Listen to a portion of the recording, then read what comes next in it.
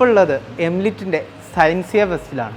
എന്താണ് സയൻസിയ ഫെസ്റ്റ്, എന്തൊക്കെയാണ് ഇവിടെ കുട്ടികൾ ഒരുക്കി വെച്ചിട്ടുള്ളത് എന്നുള്ളത് നമുക്ക് നോക്കാം. വൈവിധ്യമാർന്ന ഒരുപാട് പ്രൊഡക്റ്റുകളാണ് കുട്ടികൾ വർക്കിംഗ് മോഡലായിട്ടും സ്റ്റിൽ മോഡലുകളായിട്ടും ഇവിടെ ഒരുക്കി വെച്ചിട്ടുള്ളത്. ഓരോ കൗണ്ടറുകളിലും വ്യത്യസ്തമാർന്ന ഒരുപാട് കാര്യങ്ങളാണ് ഇവർ ചുരുങ്ങിയ ദിവസം കൊണ്ടും ചുരുങ്ങിയ സാധനങ്ങൾ കൊണ്ടും ഇവർ ചെയ്തിട്ടുള്ളത്. നമുക്ക് അതിൻ്റെ വിശേഷങ്ങളിലേക്ക് കിടക്കാം.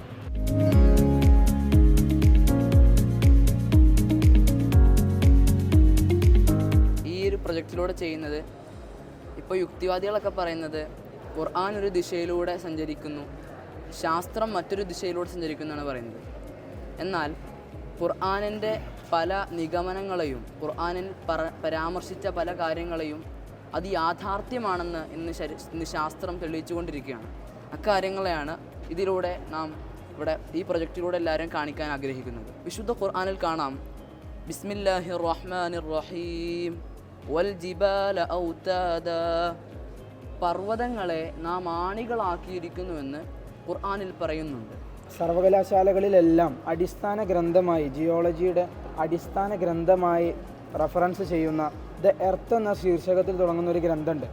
അതിൻ്റെ പ്രധാന രചയിതാക്കളിൽ ഒരാളായ എമിററ്റസ് ഫ്രാങ്ക്പ്രസ് എന്ന് പറഞ്ഞൊരു ശാസ്ത്രജ്ഞൻ, അദ്ദേഹമാണ് ആദ്യമായി ഖുർആനും ചേർത്ത് മലകളെക്കുറിച്ചൊരു റിസർച്ച് ചെയ്യുന്നത്. അദ്ദേഹത്തിൻ്റെ റിസർച്ചിൽ പറയുന്നത്, ഖുർആൻ പറയുന്നത് പോലെ പർവ്വതങ്ങൾക്ക് മുകളിലേക്ക് എത്ര ഭാഗമുണ്ടോ അതിനേക്കാൾ കൂടുതൽ ഭാഗം വേരുകളെ പോലെ അഥവാ ആണികളെ പോലെ മലകളുടെ അടിഭാഗത്തേക്ക് ഉണ്ടെന്നാണ്.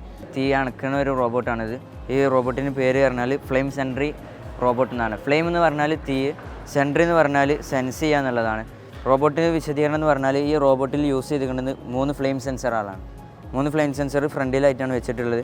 അതിൽ സൈഡിലായിട്ട് വെച്ചിട്ടുള്ള 2 ഫ്ലെയിം സെൻസർ എന്ന് പറഞ്ഞാൽ ഡയറക്ഷന്, തീ ഏത് ഡയറക്ഷനിലാണ് കത്തുന്നത് എന്ന് മനസ്സിലാക്കാൻ വേണ്ടിയിട്ടാണ്. ഇത് ഏതൊരു സാഹചര്യത്തിലാണ് യൂസ് ആവുമെന്ന് ചോദിച്ചു കഴിഞ്ഞാൽ, ഇപ്പോൾ ഒരു ബിൽഡിങ്ങിൽ തീ കത്തി കിടക്കുകയാണെന്നുണ്ടെങ്കിൽ ഒരു അഗ്നിരക്ഷാസേനയ്ക്ക് എന്ന് പറഞ്ഞാൽ ആദ്യം മുതൽ ഇങ്ങനെ അതിൻ്റെ ഡോർ ഭാഗം മുതൽ ഇങ്ങനെ തീ അണിച്ച് ഉള്ളിലേക്ക് പോകണം. അപ്പോൾ ഒരാൾ തീ അണക്കാനും പിന്നെ മറ്റൊരാൾ രക്ഷിക്കാനും ഇങ്ങനെയൊക്കെ ആകുമ്പോൾ കുറച്ച് സമയം പിടിക്കും. തീ കത്തുക എന്ന് പറയുമ്പോൾ അവിടെ നല്ല ശക്തമായ പുക ഉൽപ്പാദനം ഉണ്ടാവും. ആ ഒരു സമയത്ത് ഇവർക്ക് ശ്വാസതടസ്സം ഉണ്ടാവും. അപ്പോൾ അതിനൊരു പ്രതിവിധിയായിട്ടാണിത്. ഇതാകുമ്പോൾ റോബോട്ടാകുമ്പോൾ കറക്റ്റ് ഈ ഒരു പ്രകാശത്തിൻ്റെ തീവ്രത മനസ്സിലാക്കിയിട്ട് നേരെ തീയിനടുത്തോട്ട് പോവുകയും ചെയ്യും. അത് തീ അണക്കും. അപ്പോൾ ഏതാണ്ട് പുക കാര്യങ്ങളൊക്കെ പോയിട്ടുണ്ടാവും. വരും തലമുറക്ക് അവരുടെ ആവശ്യങ്ങൾ നിറവേറ്റാനുള്ള സംവിധാനത്തിൽ കുറവ് വരുത്താതെ ഇന്നത്തെ തലമുറ അവരുടെ ആവശ്യങ്ങൾ നിറവേറ്റുന്ന ഒരു പ്രോസസ്സാണ് സുസ്ഥിര വികസനം. ഇവിടെയാണ് സുസ്ഥിര വികസനത്തിൻ്റെ മോഡൽ നിർമ്മിച്ചിട്ടുള്ളത്. ഇവിടെ ചെയ്തതിൻ്റെ നേരെ വിപരീതമാണ് ഇവിടെ അൺസസ്റ്റൈനബിൾ ഡെവലപ്മെൻറ്റ് അഥവാ സുസ്ഥിര വികസനത്തിനോട് എതിർത്തത് എന്ന് പറയാം. ഇവിടെ വികസനം മാത്രം ലക്ഷ്യം വെച്ചിട്ട് മനുഷ്യർ ചെയ്തു കൂട്ടിയ വികസന രീതിയാണ്. ഇതൊരിക്കലും പ്രകൃതിയോട് തീരെ ഇണങ്ങിച്ചേരാത്തതാണ്. ഇവിടെ അതിനെല്ലാം വിപരീതമായിട്ട് പാടങ്ങളൊന്നും നിരപ്പാക്കാതെയും പിന്നെ ഇങ്ങനെ ഫാക്ടറിയിൽ നിന്ന് വരുന്ന മോശമായിട്ടുള്ള വാതകങ്ങളൊന്നും ഇല്ലാതെ ക്ലീനായിട്ടുള്ള എയർ ഇവിടുന്ന് ഉൽപ്പാദിപ്പിക്കുന്നു. സുസ്ഥിര വികസന മാതൃകയിൽ നമ്മൾ വികസിക്കുകയാണെന്നുണ്ടെങ്കിൽ മറ്റ് ജീവജാലങ്ങൾക്കോ അല്ലെങ്കിൽ മറ്റുള്ളവർക്കോ വരും തലമുറക്കോ ഒന്നും ഒരു ബുദ്ധിമുട്ടില്ലാത്ത രീതിയിലാണ് ഈ വികസനം നിങ്ങൾ പ്ലാൻ ചെയ്തത്. ഇവിടെയാണെന്നുണ്ടെങ്കിൽ അതിന് നേരെ വിപരീതമായിട്ട് നമ്മൾ വികസിക്കുന്നുണ്ട്, എന്നാൽ മറ്റുള്ള ആളുകൾക്ക് അതിൻ്റെ ഭാവിയിൽ അതിൻ്റെ കാര്യങ്ങളൊന്നും ലഭിക്കുന്നുമില്ല. ആ രീതിയിലാണ് ചെയ്തിട്ടുള്ളത് അല്ലേ?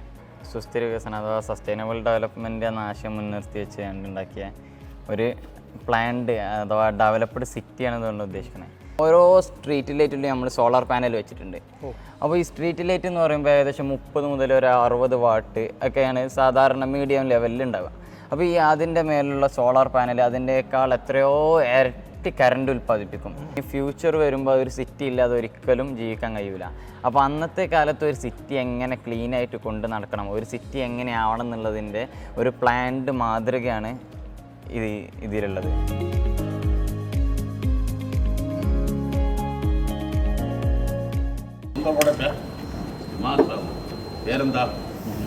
മലയിൽ ഇത്തരം ഒരു വില്ലേജിനെ ആവിഷ്കരിക്കുക എന്നുള്ളതാണ് നമ്മൾ ഈ സ്കിൽ മോഡൽ കൊണ്ട് ഉദ്ദേശിച്ചിട്ടുള്ളത്. ഒരു ബേസിക് ആയിട്ടുള്ള വീടിന് ആവശ്യമായിട്ടുള്ള ഒരു സെക്യൂരിറ്റി കാര്യങ്ങൾ കൊടുക്കുന്ന ഒരു സിസ്റ്റമാണ്. നോർത്ത് സൗത്ത് പോള് ഇങ്ങനെ 2 കാന്തങ്ങൾ വെച്ചിട്ടുണ്ടാവും. അതിൻ്റെ ഇടയിൽ ഒരു ആർമേച്ചർ ഉണ്ടാവും.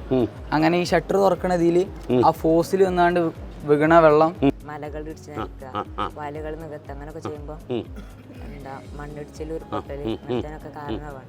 അങ്ങനെ ഓരോരോ സ്റ്റെപ്പിലൂടെ അതിനെ ഫിൽട്ടർ ചെയ്ത് ഒരു സിൻ ഗ്യാസ് അഥവാ സിന്തറ്റിക് ഗ്യാസ് CO+H2 നമ്മൾ പഠിച്ചിട്ടുണ്ട്. അതാണ് സിന്തറ്റിക് ഗ്യാസ് സിൻ ഗ്യാസ് എന്ന് പറയും. നേരെ മറിച്ച് ഇങ്ങോട്ട് നോക്കുകയാണെങ്കിൽ ഇതിനെല്ലാം വിപരീതമായിട്ടാണ് നമ്മൾ കാണുന്നത്.